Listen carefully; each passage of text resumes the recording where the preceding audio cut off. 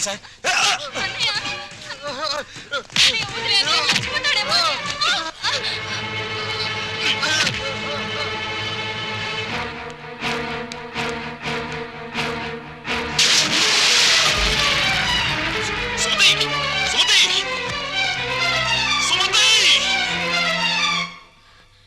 ఎంత గండం గడిచింది. ఎందుకింత అగాయిత్యం చేసావు? చెప్పమ్మా. అన్నయ్యని ఆపడానికి నాకు అంతకంటే మార్గం కనిపించలేదు. అన్నయ్య అతన్ని కొట్టి చంపేస్తాడేమో అని భయం వేసింది. నీ భయం ఇదొక్కటేనా? ఇంకేమైనా ఉందా?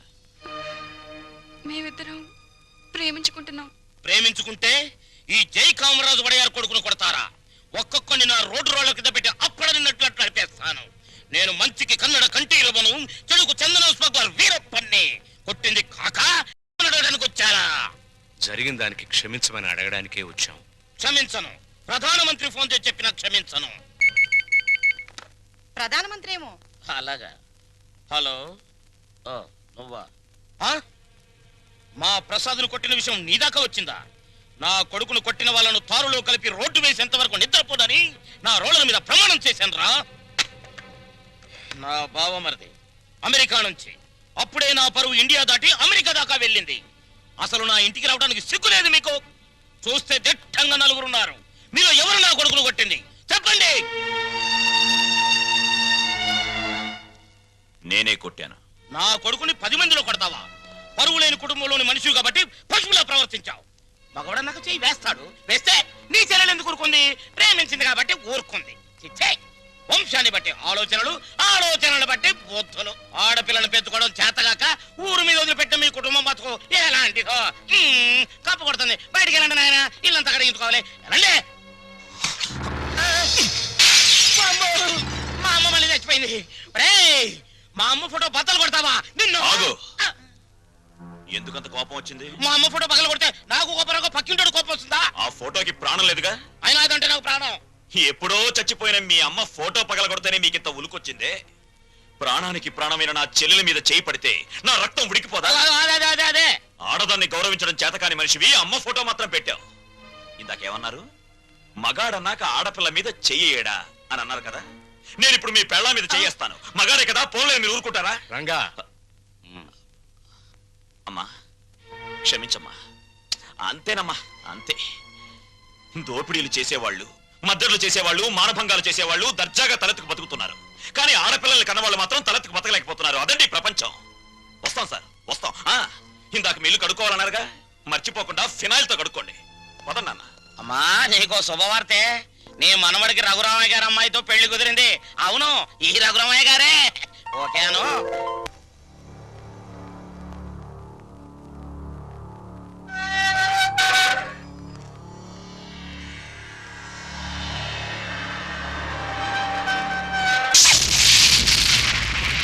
నేను ఇవాళ జైల్లోంచి విడుదలై వస్తున్నాను తెలుసు కూడా వెల్కమ్ చెప్పడానికి ఎందుకు రాలేదే? నాకు ఇక్కడ బోర్డు హోంవర్క్ ఉంది. నువ్వు హోంవర్క్ చేయటం ఏంటి? ఎగతాళిగా మాట్లాడుకో. ఆ రఘురామయ్య గారింటికి మన కూతురు కోడలుగా పంపడానికి ఇక్కడ నేను ఎన్ని తంటాలు పడుతున్నానో నీకేం తెలుసు? నా గర్భశత్రు ఇంటికి నా కూతుని కోడలుగా పంపిస్తావా? మన జీవితానికి విలన్ అనుకున్న వాడింటికి నాగుపావుని వదిలావనుకో, ఊహించుకో.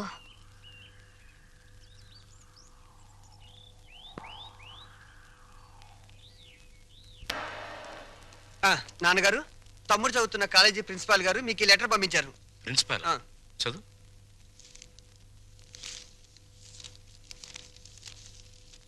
గౌరవనీయులైన రఘురామయ్య గారికి నమస్కారములు. మీ అబ్బాయి రవి గురించి ఒక ముఖ్యమైన విషయం మాట్లాడాలి. బయలుదేరి వస్తే ఒక ఆత్మహత్యను నివారించిన వారు అవుతారు. ఇట్లు భవదీయుడు Bhavani Prasad, principal, MRC college. మీ అబ్బాయి రవి ప్రవర్తన ఏం బాగోట్లేదు. అయితే వాడు మా రవి అయి ఉండడు.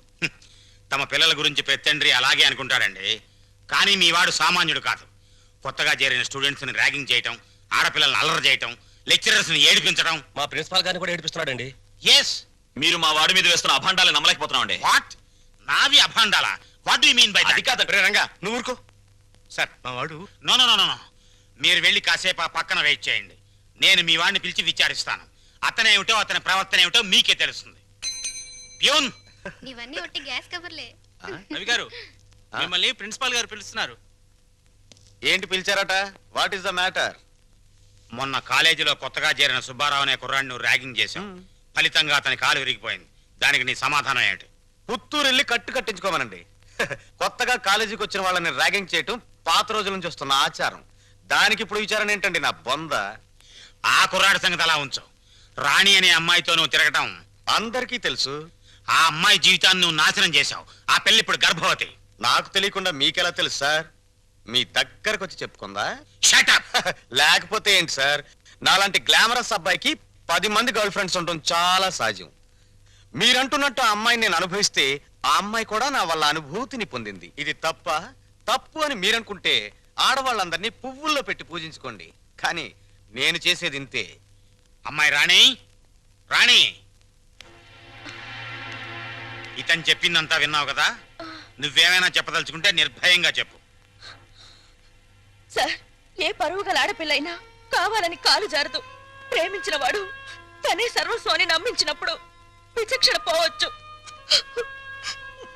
నన్నంత నమ్మించి దుర్మార్గానికి హద్దులు ఉండవని నిరూపించాడు ఈ మహానుభావుడు. ఊరుకోమ్మా ఊరుకో. ఆ అమ్మాయి అభిప్రాయం నీ అభిప్రాయం తెలుసుకున్నాను. ఇంకా మీ అమ్మా నాన్నల అభిప్రాయం తెలుసుకోవాలనుకుంటే మా ఇంటికి వెళ్ళండి. వాళ్ళు మన క్యారెక్టర్ కి యూ సర్టిఫికెట్ ఇస్తారు. అక్కర్లేదు. రఘురామయ్య గారు దయచేయండి. విన్నారా మీ అబ్బాయి మాటలు? అమ్మా, నువ్వు అమ్మాయి పక్కన నిలబడు. చెల్లి నువ్వు కూడా. రేయ్, ఇప్పటి వరకు నువ్వు ఆడదాని గురించి మాట్లాడిన మాటలు తిరిగి ఒక్కసారి మాట్లాడు. అమ్మా చెల్లి కూడా ఆడవలేరా? మాట్లాడు. అమ్మా చెల్లి దానిలా ప్రవర్తించే మనుషులు కాదు. అవునవును. అటువంటి పవిత్రమైన ఇంట్లో దుర్వాసన కొట్టే మాటలతోనూ చేతలతోనూ నువ్వు ఒక్కడే పుట్టుకొచ్చావు. ఆ అమ్మాయిని ఏం చేద్దాం అనుకుంటున్నావు? అది కాదు నాన్న, నేను ఆ అమ్మాయిని అనిపించిన మాట నిజం. కానీ బ్రాతలుగా భావించి అనిపించాను.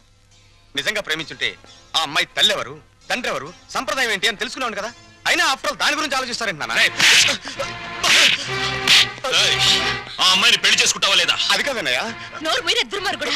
ఆ పెళ్లికి అన్యాయం చేయకన్నయ్య. ఈ పెళ్లి జరగకపోతే అందరం కలిసి నీ అంతు చూస్తాం. నీతో పాటు మేము చేస్తాం. చెప్పరా? చెప్పు.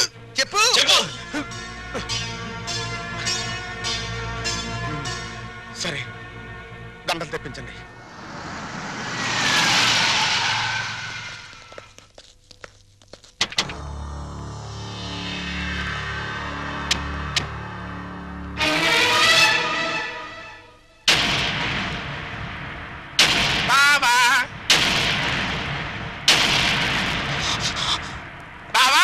బాగున్నావా?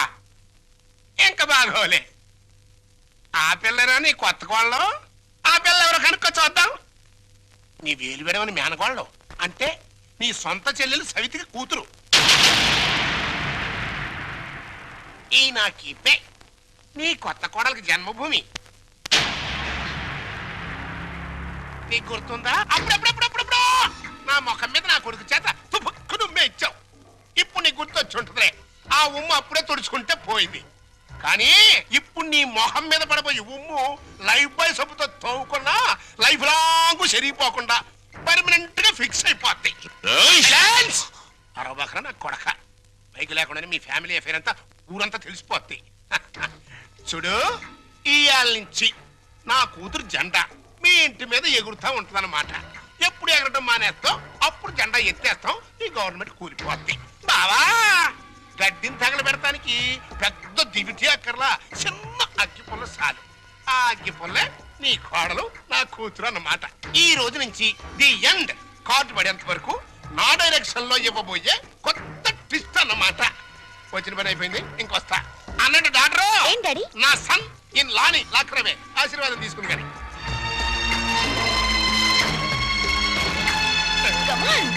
రారన్న సన్నిల్లా.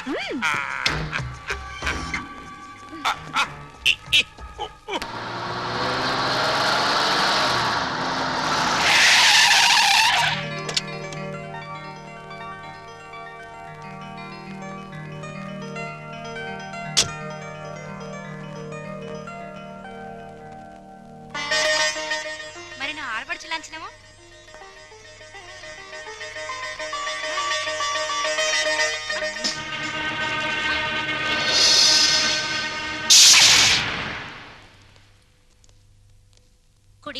పెట్టిరా అమ్మా.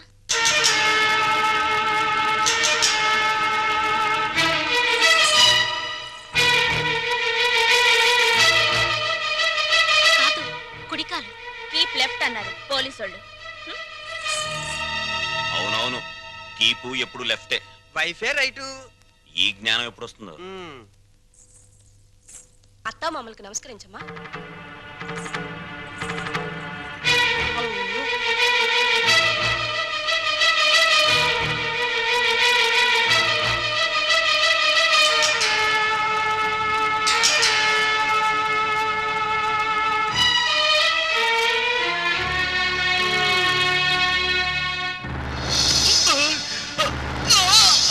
రేయ్, నీకు ఈ ఇంట్లో ఎవరు అన్యాయం చేశారని మా అందరికి ఇంత ద్రోహం చేశావురా? రాణి ఎవరో ముందు నాకు తెలీదు. తెలిసిన తర్వాత ఆ అమ్మాయి లేకుండా నేను బతకలేని తెలిసింది. నన్ను చంపినా సరే నేను మాత్రం రాణినే. రేయ్, రేయ్, ఆపరా. నువ్వు ఈ ఇంట్లో ఎందరినో ఏడిపించాల్సిన డ్యూటీ బోలెడ్ ఎంత ఉంది. ఈ ఏడుపుని ఇక్కడ వేస్ట్ చేయకు, వెళ్ళు. అది కదండి. ఈ గొలుసు పెట్టుకో. ఎలాగో గదిలోకి వెళ్ళగానే విప్పదీసేదేగా, అంత మాత్రానికి ఇంత బరువు పట్టుచీర ఎందుకండి? ఏ శుభకార్యమైనా సాంప్రదాయ సిద్ధంగా జరిగితే అది మాకు ముందే జరిగిపోయిందిగా. గడ్డిని తగలబెడటానికి పెద్ద దివిటి అక్కర్లా, చిన్న అగ్గి పుల్ల చాలు. ఆ అగ్గి పుల్లే నీ కోడలు నా కూతురు అన్నమాట. ఆ, మా అత్తయ్యకి మావయ్యకి అందరికీ తెలుసు. ఆ వీక్ పాయింట్ లీక్ అయ్యాకే నన్ను ఆయనకి తగిలించారు. ఆ ఫోన్లేండి, పెళ్లికి ముందు ఏం జరిగినా పెళ్ళయ్యాక ఈ తంతు తప్పదంటే మీకోసం కాసేపు కప్పుకుంటాను.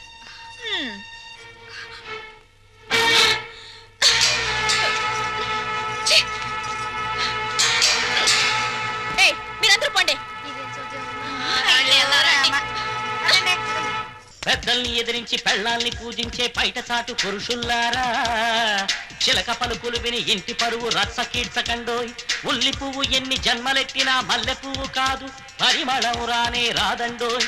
శ్రీమద్రమణ గోవింద హరే నమ పార్వతీపతయే హర హర మహాదేవ్. పద పద విన రోలరు రథమ, పద పద విన రోలరు రథమ, లారి లారి లారి లారి లారి లారి లారి లారి లారి లారి లారి లారి రథమ.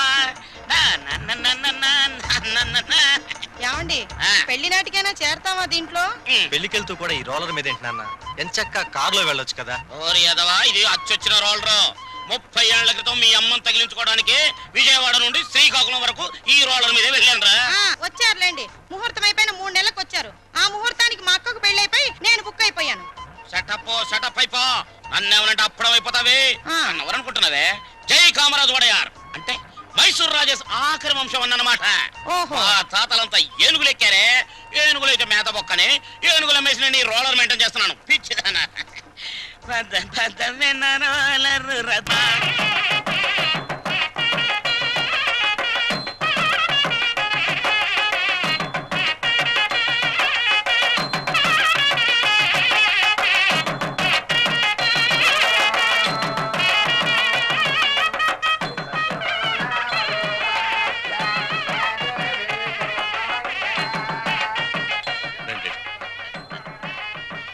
ఇలా కూర్చోండి. ఎక్స్క్యూజ్ మీ, ఒక్క నిమిషం. నమస్కారం. నమస్కారం, కూర్చోండి. బాగున్నారా? 1,00,000. 2 లక్షలు. బాబు, నువ్వు వెళ్ళి పని చూసుకో.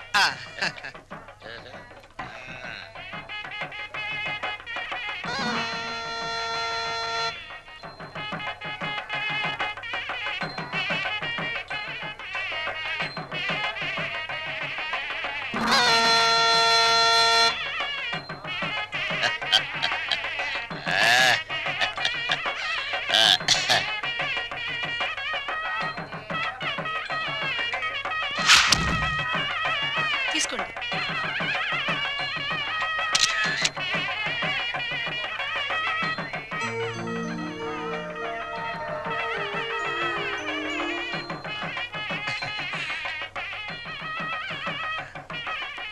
అమ్మా, ఒక్కసారి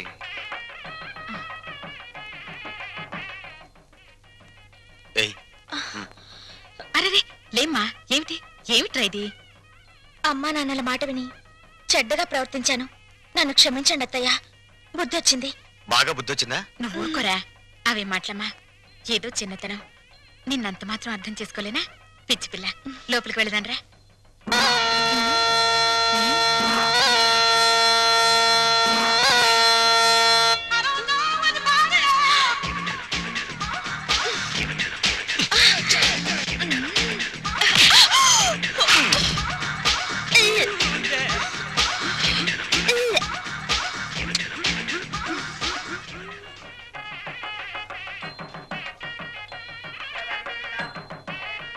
అత్తయ్య, ఏమైందమ్మా?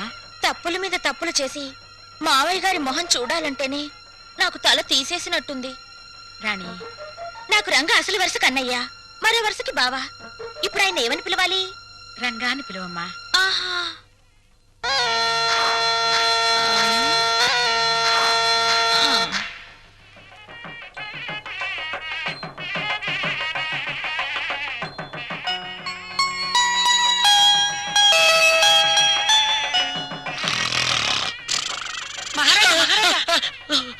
మీరు ఎప్పుడైనా జైలుకి వెళ్ళారా? ఒకే ఒక్క రోజు వెళ్ళాను. అది నా రోలర్ కింద పంది పిల్ల పడితే. అక్కడ కోడికల కొండలరావుని చూసారా? ఆయన ఎవరు? నా మొగుడు. ఆ ఈ చాలు గాని ఇంకా చూసుకోండి. ఏంటది? పెళ్ళి.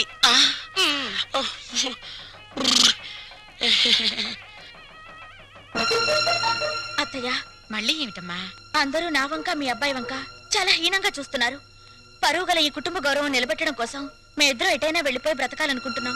అయ్యో, ఇంత చిన్న విషయానికని ఎక్కడికో పోవడం ఎందుకమ్మా? మీ మావయ్య గారితో చెప్పి డబ్బుకి ఏర్పాటు చేస్తాను. ఏదో వ్యాపారం చేసుకోండి. ఉమ్మడాస్తితో వ్యాపారం చేసి రేపు పొద్దున దివాలా తీస్తే ఆ భారం మొత్తం కుటుంబం మీద పడుతుంది. అందుకని ఇద్దరి కొడుకులకి చెందవలసిన ఆస్తి ఎవరిది వారికి పనిచేస్తే మీకే బాధరబందీ ఉండదు. దీన్ని తగలబెడతానికి పెద్ద దివిటి అక్కర్లా, చిన్న అగ్గి పుల్ల చాలు. ఆ అగ్గి పుల్లే నీ కోడలు, నా కూతురు అన్నమాట. కాదత్తయ్యా.